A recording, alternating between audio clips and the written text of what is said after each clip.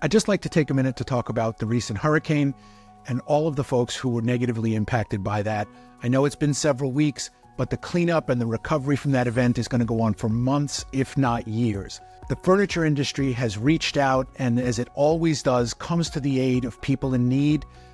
If you would like to contribute, if you would like to help, please go to the FurnitureToday.com website.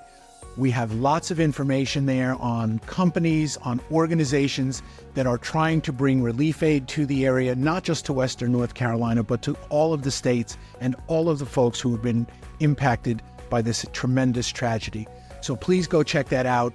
Please help in any way that you can. This recovery is going to take some time to come.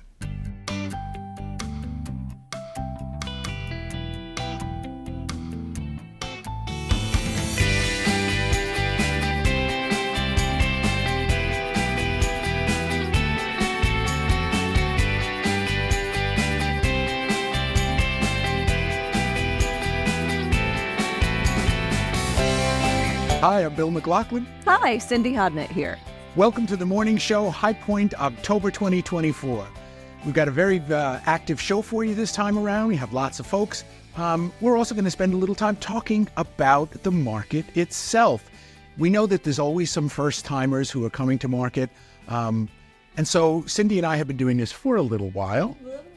So we thought we would share some of our tips for first-time market goers, just to help make your experience a little bit easier. So I'm going to start. First thing is, and I'm sure anybody who's coming for the first time has been told this, believe it, comfortable shoes.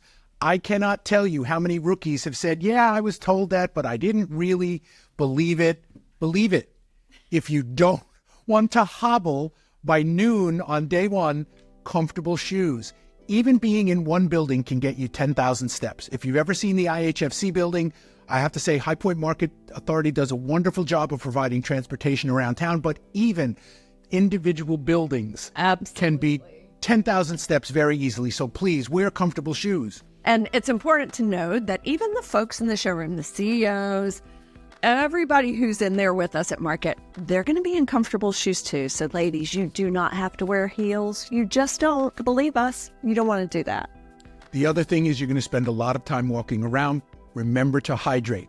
In the Enmore buildings, they do a very good job of providing water. You'll see very large receptacles that have free water all over. Every time you pass one, grab one. It's very easy to get dehydrated. You're going to be running around. Here in North Carolina, when we're not having a hurricane, it is often warm in October, so you want to make sure. The other thing is dress for changes of weather.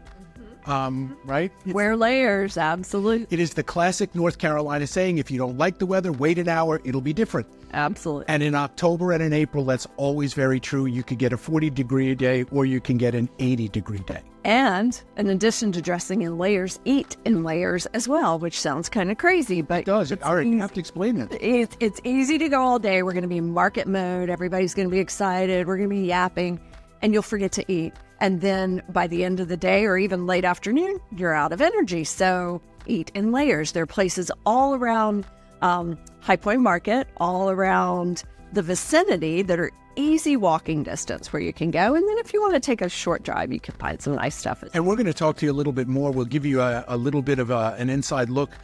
We'll take you downtown in a little bit and show you some of the places you might be able to grab a quick bite. But it is important. Yeah. Munch throughout the day. So those are just a couple of tips for the first timers coming here. For you veterans, you already know all of this. And like we always find out, no matter how well planned we think we are, something usually happens. You're going to have rain or you're going to have a change in schedule. So I find it's a good idea to try to keep your necessities actually with you and not take a chance on leaving something in the car because you won't make it back to your car. That's a really good one. I found that one out the hard way. So we have a really great show lined up for you today. We're going to go downtown in a couple minutes and we'll show you a little bit downtown. We're also going to take you to a brand new showroom. Home Elegance, a whole home supplier of furniture, upholstery, accessories, has a brand new showroom. For those of you who are veterans of High Point, you may remember the old Zaki Rug building on Main Street. It is a very, very large solidly built brick building. They have completely taken that over and completely redone it from inside out. We're going to not only show you what it looks like right now today as we're shooting this, but we have been filming it over the last couple of months, and so you'll get to see it evolve from just a large empty space with the basic cement floors, and you'll get to see, we're going to talk to Jamie Collins, executive at Home Elegance, to talk about some of the things that they have done. Who else do we have? You know, I love the way it's evolved, right? Because I think the theme of our shows this time can be the evolution of new companies, existing companies. So we are going to have a segment with Flexsteel, and we're going to talk about how they've really embraced a consumer behavior, a consumer persona approach to their marketing, and how that transitioned into their new recliner program. It's a great setup that they have there. Then we're going to go and we will see Universal, and Universal's a perennial favorite with a lot of folks at market. But they've taken a fresh approach. They have evolved with some of the folks that are now in key decision-making positions with the company. So we'll talk to them, show a little bit about what's going on there, what they're bringing to the table this time. Between Universal, Flexsteel, and what's happening at Home Elegance, we're going to show a lot of evolution this segment. It's always a very dynamic market. I don't think people realize sometimes just how much the market changes from April to October, and from October to April, there's always something new. And in fact, stay tuned. Coming in April, you're going to see some more showroom movement. We're not going to tell you about that yet, but you're going to see some more new showroom movement. It's coming, to be sure. So that's our first day schedule, our agenda. It's going to be a lot of exciting stuff. So as we mentioned, there's lots of places to eat here in downtown. Just a short walk from downtown Main Street, the IHFC building, is the Stock and Grain Food Hall. Has all kinds of choices, great places to eat. It's fantastic. If you want to get a little bit off the beaten path in market, there's sushi, there's hot dogs and burgers, my favorite. Tacos, pizza, there's a coffee bar, I think, coming back. Good salads. And it's nice. It's nice to kind of get out and about in High Point and see some of the other areas. And this is it's built around the ballpark. This is becoming a little bit of a cluster. So right across the street, where you can't see, but I can see, if you stand here, look over there, is the Blooming Board Charcuterie, and there's a little dive bar right over across the street also. So you're starting to see a new food hub emerge here. If you're a little hungry, you don't know what you want, come on over. There's lots of choices. Yeah, prices are great. Ambiance is relaxed. You can just go for it.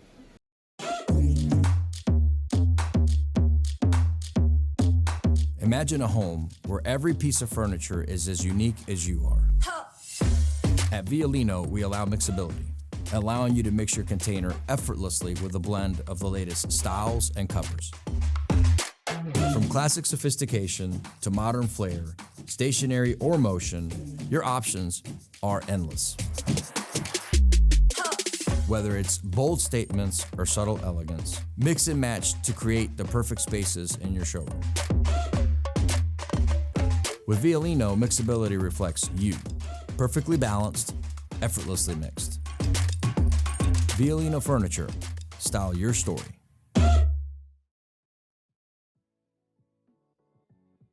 Okay, so let's take a look at what's happening at Home Elegance. Hi, I'm here at the Home Elegance showroom with Jamie Collins. We are in the secret design space. We'll talk a little about that in a second. But first, Jamie, this new showroom has been underway and in the works for a long time now, right? How long? Since November of last year. Okay. So right after October Market, we took over the building and started the process. And what was this before you got hold of it? This was Zaki Oriental Rugs, which was a well-known, really around the world, business owned and run by a local man named Zaki Khalifa, and he was ready to retire. He donated his building to a charity in Pakistan, and we actually purchased the building from them. And it's 100,000 square feet, the entire space. That's correct. And how much of that is devoted to showing product? 80,000 square feet. How does that compare to your previous space? Our previous building was 22,000 square feet in total. That included the hospitality and a small dock and some offices. So your hospitality area right now is about almost the size of your previous whole showroom. It's about half the size, yeah. Yeah, significantly larger. Now, you've shared with us in private conversations what the budget was for all of this. Can you share with us what what you laid aside for this and who did this redesign? So the building was purchased for $8.5 million, and our budget to complete the interior of the space and the exterior renovations was $2.5 million. We are well within budget, thanks to our design team at Barber Spangle and our contractor Scott Dunbar at Dunbar & Smith. Before we go talk about how the showroom is laid out, because I want people to understand, because there's a lot of thought that went into this, but we're in a space, this kind of design lab that you didn't have in your other space, right? No, we didn't. And, over the years, our company has evolved quite a bit. When I started here over 18 years ago, half or a little more than half of our business was done with off-the-shelf import products sold to small independent retailers. That is still a very large part of what we do, but we realized as the industry evolved, we needed to evolve with it. And we've significantly grown our market share with major accounts, big box retailers, and e-commerce players. And to do that, we needed a better way to develop goods that were proprietary or specific to those channels or to those particular retailers. And that's what this space is for. So what is this behind us here? I mean, obviously it's wood panels. I don't want to seem like I'm too naive, but explain to us how you use this space and what the value of this is in terms of the showroom space. Well, as you go around this room, we have our finished panels. We have a large television, a high-def television that's meant for specific color correctness. There's a whole wall in front of me here that's fabric swatches, and then we have our sliding panels where we put the projects as we develop on those panels. So finished panels, for example, we can come in here and we can say we've got a particular product that we've designed in bedroom, for example, and we want it in an oak panel in medium brown, and we can come in here and we can say, okay, we have something that we think will work, or if we don't, we know where to start. We can take it to a finish lab and we can come up with something new. So these are all trends. These are panels that we're already using on products or that we want to present to customers when they come here, whether that be at market, pre-market, or anytime throughout the year. Same with the fabrics on the other wall. So that actually goes back to your point about being much more proprietary in your product development today than you were historically. Much, much more. We are much more flexible, and we have a lot more capabilities in product development than we did in the past. We're going to take people around via video, but share with us a little bit about the flow of the showroom. You changed the entrance? Yes. When it was a rug store, the entrance was on the far right of the building. And when you walked in, it was an open room of 80,000 square feet. We have moved the entrance to the center of the space. We have added a covered entry so we can drive up. Hopefully it's not going to rain, but it's April and October in High Point. Chances are it's going to rain one day. So we want to make sure we have a good spot for people to get out and come in, because we are a destination. And when you walk in, you'll walk into a large lobby that has 4 doors.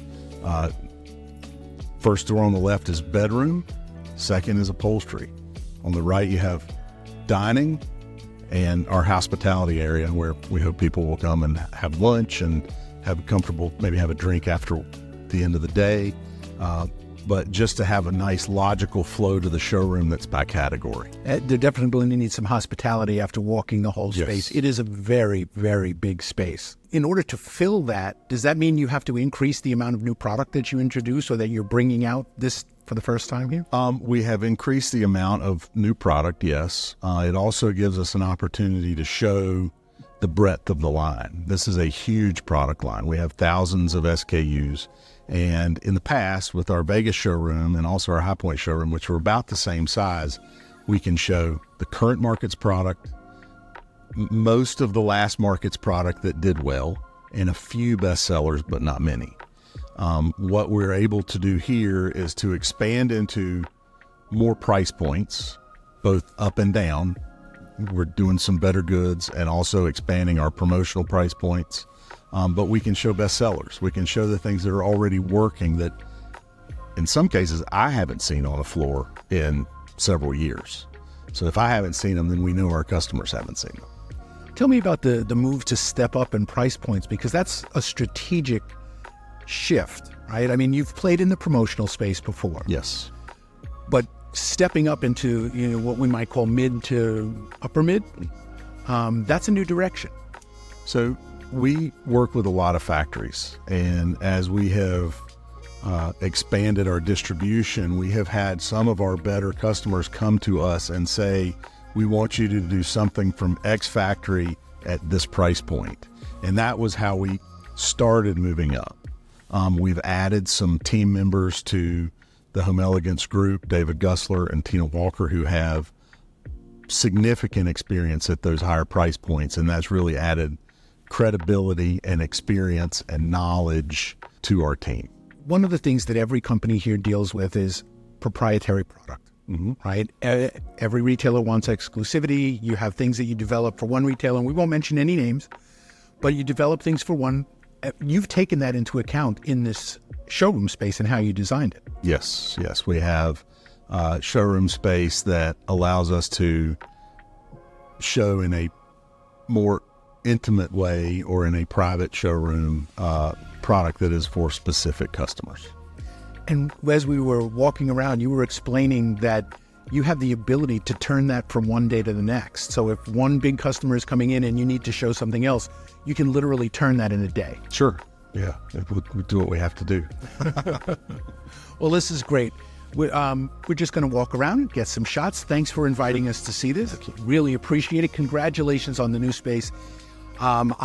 I was here back in February when you were just starting to do the cement floors. It is a world different. And by the way, we do have some video for you to enjoy of what this looked like in process. We have been coming here for about 6 months now and following the journey right along. So please enjoy getting a tour of the new Home Elegance showroom as it evolved.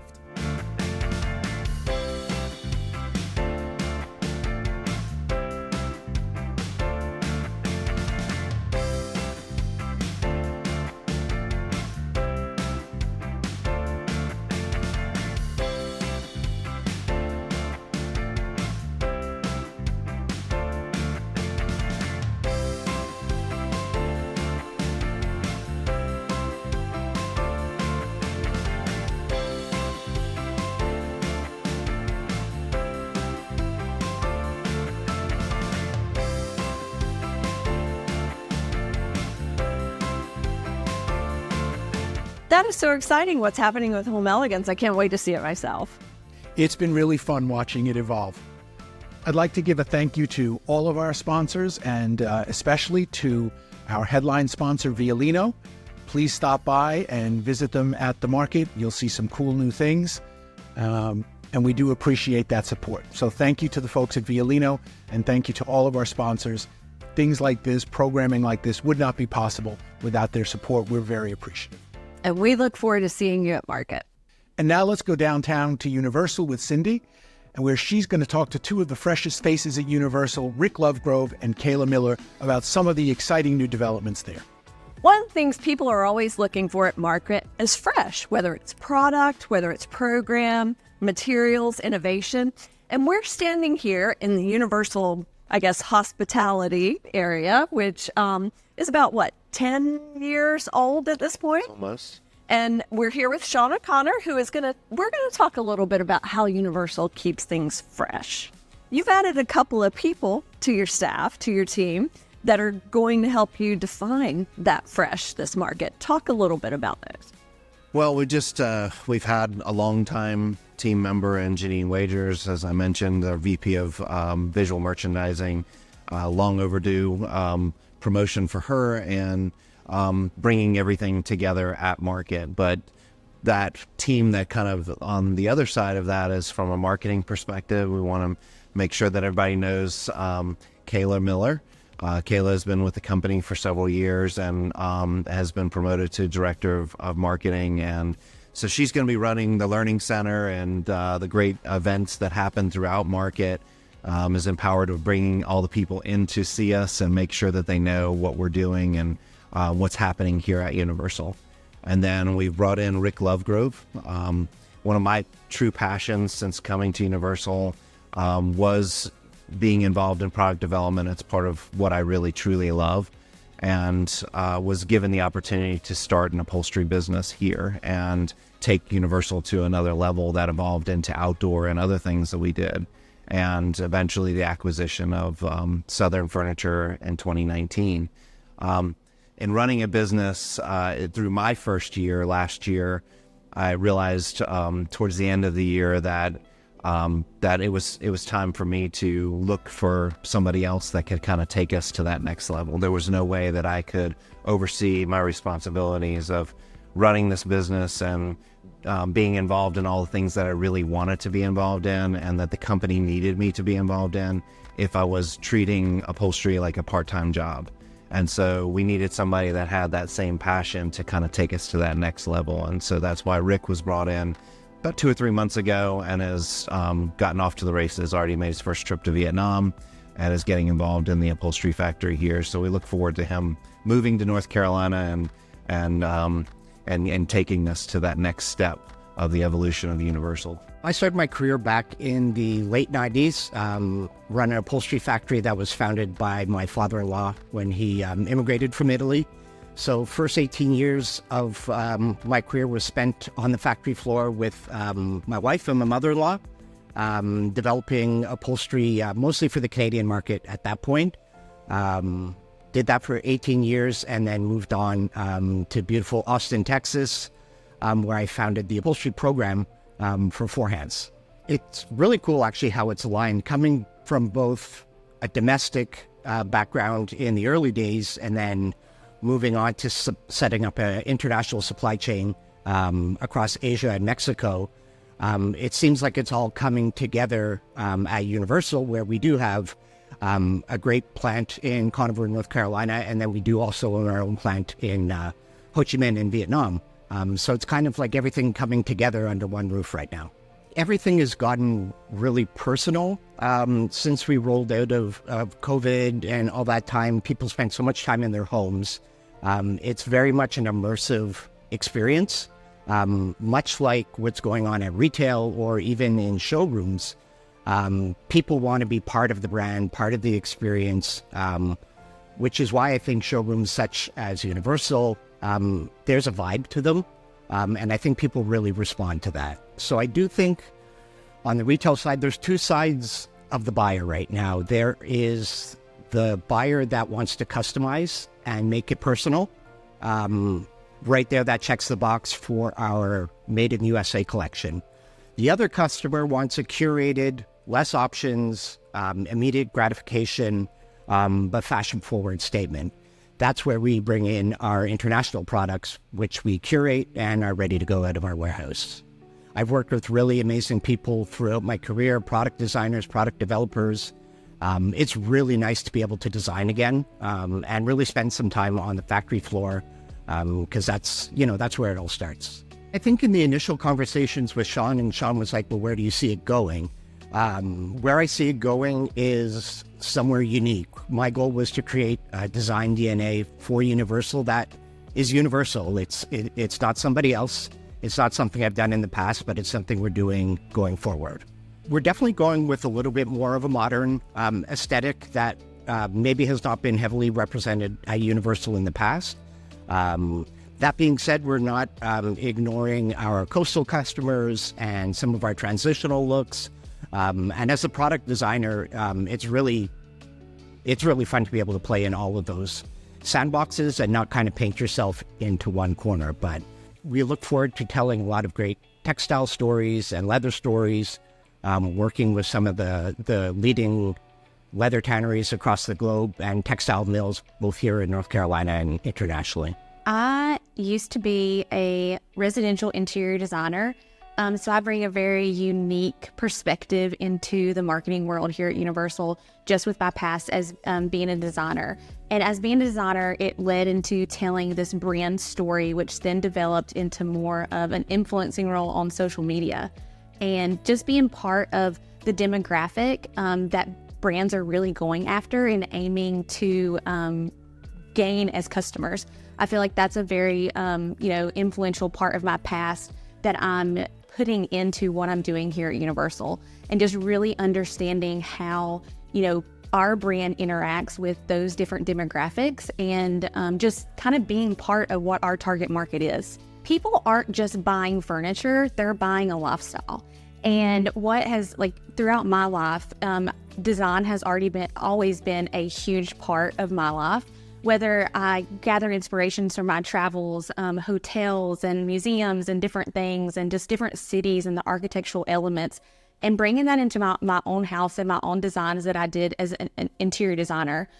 So I think that's just important, of growing that part of my life has really been influential in, marketing and kind of going after those brands and that demographic. Just as an industry, we need to be looking forward and really realizing how people want to shop and just the trends. And you have to stay fresh, but you also have to stay timeless.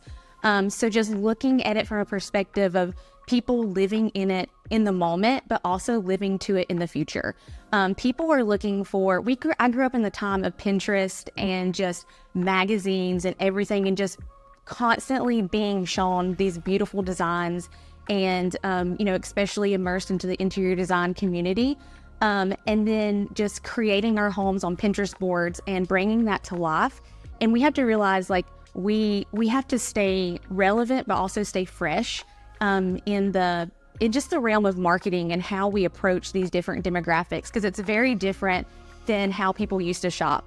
They were going into spaces and they would buy kind of what they see. Now people are curating this look that they've made on their Pinterest boards and they've seen on social media, and they're going out there and they're curating this look and they're cherry picking things from here and there. And really that goes into marketing and how we approach things through our very immersive photo shoots, the way on social media that we're capturing that audience, and just creating email campaigns that are really touching on those touch points. Of just bringing that immersive experience and selling the lifestyle and not just the product. Market is always a fun time for us. My job as the marketing director is to get people into our showroom and also just have a fun time, because market is, again, it's an experience, and that's what people are looking for. We host a series of events in our learning center that are educational, fun. We're hosting 11 events over 4 days and bringing in some great speakers that are going to talk on a lot of different topics that are very relevant for the industry and the design community. And we also have a lovely designers lounge where we bring people in. We do hair touch-ups, and we really cater to the interior designer and, what they're coming to market to experience in this immersive just experience in the design.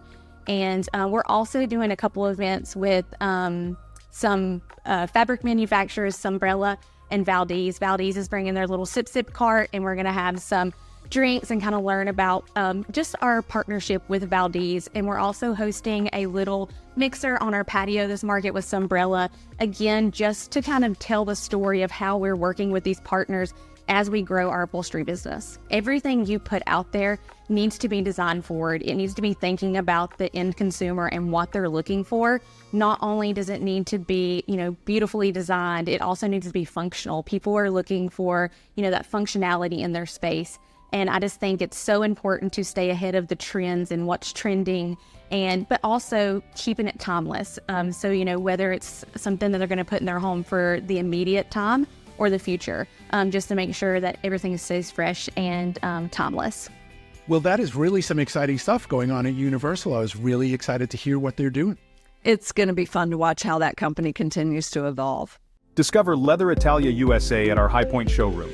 Explore our Savino collection and select the perfect piece for your retail floor. Experience premium Italian-made sofas and sleeper sofas in top-grain leather. Partner with our team, and we'll ensure outstanding retail success.